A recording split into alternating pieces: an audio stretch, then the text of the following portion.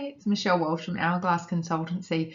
Just wanting to talk to you quickly about our distributed leadership model.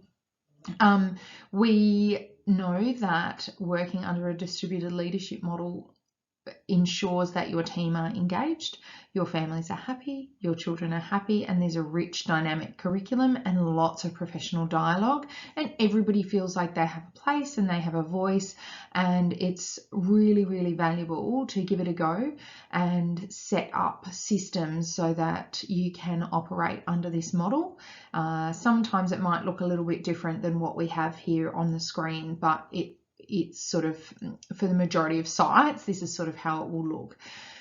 I have known over many, many years of visiting services, from back when I was a validator to as an assessor early in the days, and also as a consultant, that the services that have a beautiful leadership dynamic and really clear roles and responsibilities, they have a better approach to operating the site. They have happier staff, happier families, happier children, everyone's engaged, and we see the impact on children's education in relation to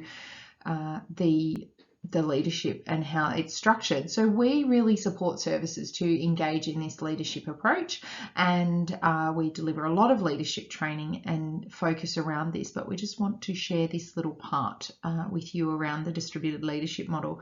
So for example, you might have upper management. So this might be if you're a community-based centre, or you might have a committee. If you're a Department for Education site, a preschool, you might have Department for Education as your upper management, or someone sitting in a particular role that supports you. For private sites, that's going to be your area manager, your CEO, all of the upper management, and private ELCs, it might also be the school leadership, or so if you're on a private school site, it might be your school leadership, teachers, deputy principals and principals.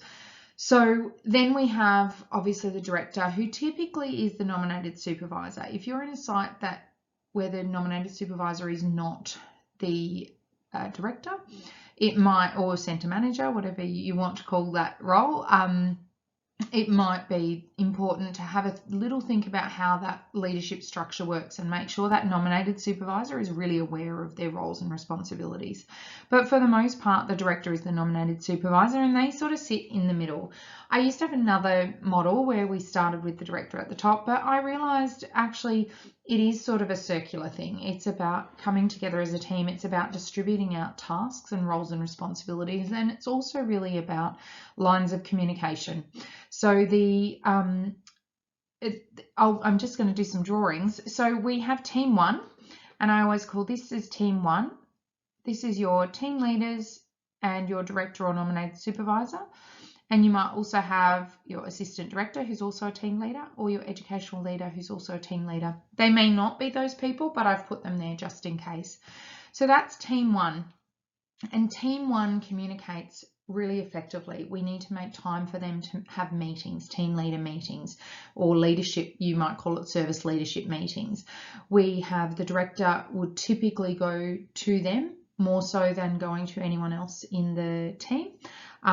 Of course, the director is still responsible for everyone, but what we find as well is that if the director is answering a question of an assistant educator or a trainee in the classroom that a team leader could be answering, then they don't have time to be there for you, to be coaching you and leading you, and there's actually not enough time in their day. We have also in each of the rooms, so the lines of communication are typically from director to the team leader, and then from the team leader out to their team. So then this is team two.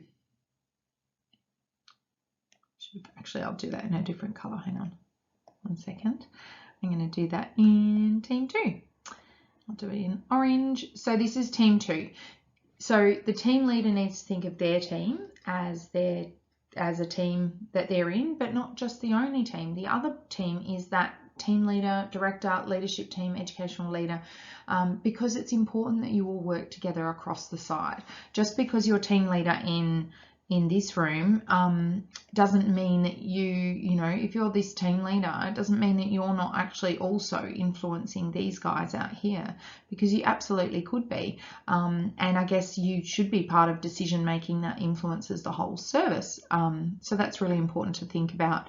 So then we also have got 2 ICs. So I've put that here in each room, that whenever, and if you're a team leader, you'll know this, whenever you leave, the wheels fall off. Everything goes crazy. You come back on next week or after your holiday and everything's been a disaster, and everyone's at you going, oh my gosh, it was such a, you know, it was such a disaster. It was really stressful, and it, you know, and so didn't listen, and we, you know, there were all these problems, and I just aligned that straight to there wasn't someone in charge.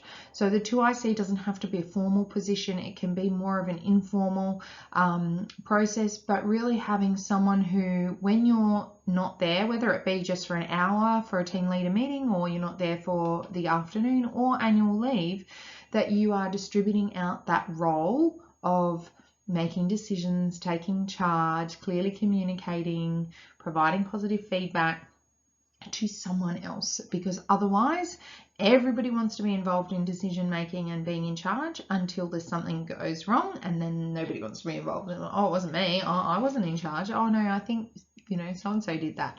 So it's really important to think about those lines of communication. So who's in charge when you're not there? So our team leaders under this model, depending on how long we work with services, sometimes it's really just about stepping up a little bit. They might be setting goals with their team. They might be providing positive feedback, things like that.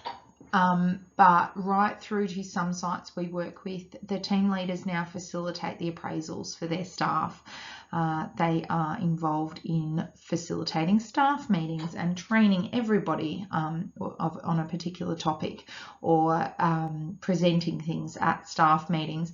They might be involved in running workshops with parents, or all sorts of things.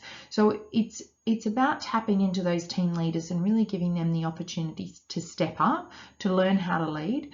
And another reason, I guess, is because often, well, not even often, almost always in our sector, when I do team leader training and I ask people who was thrown in the deep end in leadership, every hand goes up, because we don't have leadership training or practice, and typically we haven't had an opportunity to learn how to lead. And this distributed leadership model gives you that opportunity to learn how to set goals with your team, how to give quality feedback, how to lead with enthusiasm, how to create a vision, how to